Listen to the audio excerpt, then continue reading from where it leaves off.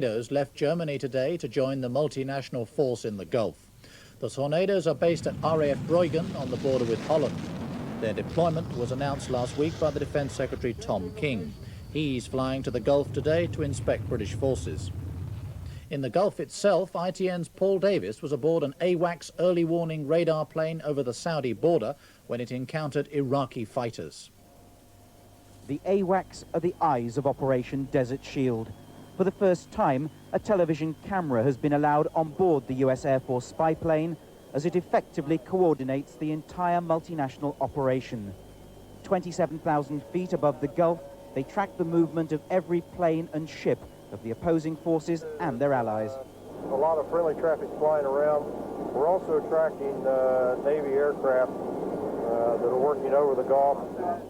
This alert is for real. Unidentified aircraft spotted heading south from Iraq. From their speed, the two jets, shown as Vs on the radar screen, are identified as Iraqi MiG fighters. The AWACS alert Allied planes like this British RAF Tornado patrolling the Saudi border. The American Patriot missile silos also stand ready. At the last moment, though, the spy plane sees the MiGs turn back. One alert over, the vigilance continues. Paul Davis, ITN, Saudi Arabia. The freed hostage Brian Keenan has told doctors how he was beaten and chained to a wall while he was held. Mr. Keenan has minor dental and eye complaints, but in a statement today he said he was enjoying himself in hospital. He asked me to convey some wishes and to tell everybody that he's well, that he's currently enjoying himself, that he's thinking of taking up permanent residence in the hospital, and that he wishes to thank everybody for the gifts and the greetings and the cards that he's had.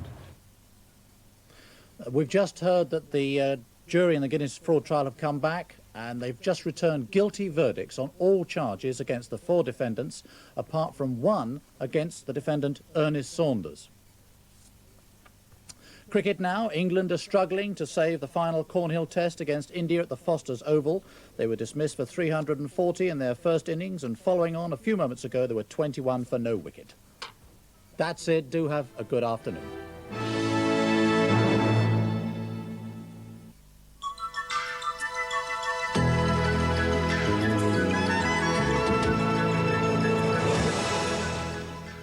Good afternoon. Well, a grey, rather foggy start to the bank holiday Monday, but the sun is beginning to poke its way through now, so not a bad afternoon.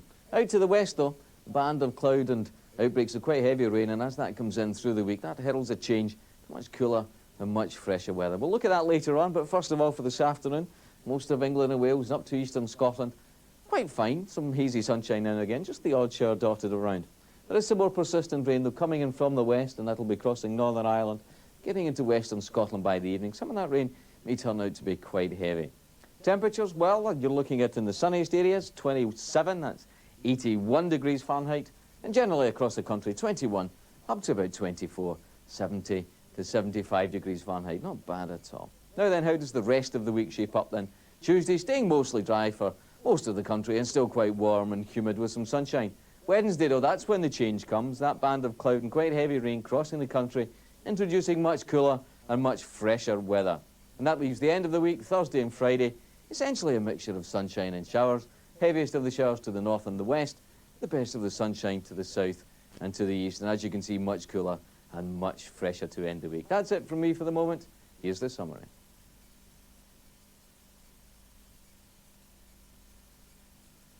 And here in the central region this afternoon, dry and bright with sunshine at times. Temperatures up to a warm 25 Celsius, that's 77 Fahrenheit.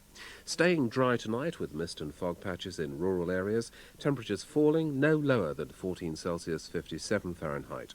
Tomorrow, cloudy with a little rain and drizzle in places at first, but becoming brighter and warmer later.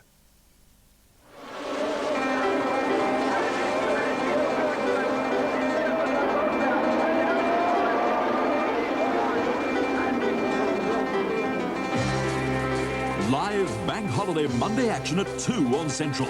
The Halfords Birmingham Super Prix. You can't beat it. Facing insurmountable odds, a Vietnam veteran, John Rambo, has seconds left to make a bold decision. He and his audience know what he has to do.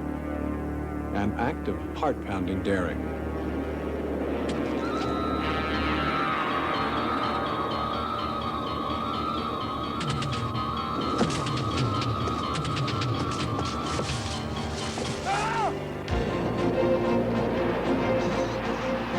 The history of movies is overflowing with moments of amazing action scenes.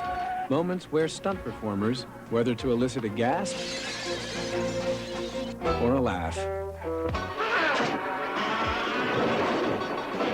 have often risked life and limb to thrill us.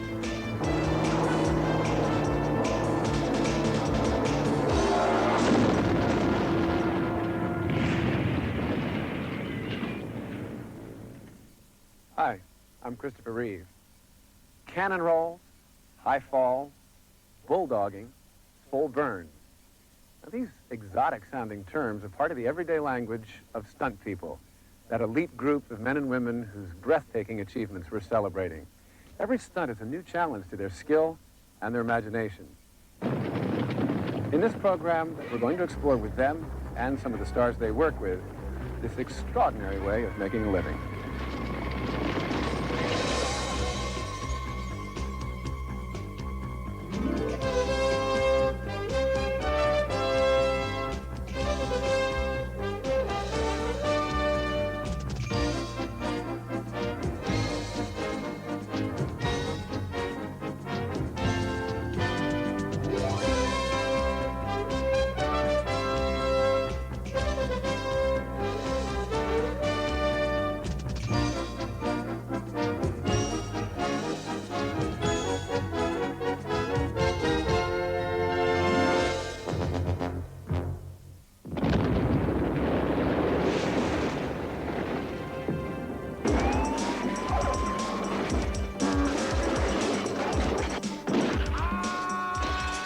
We're meant to believe what we're seeing.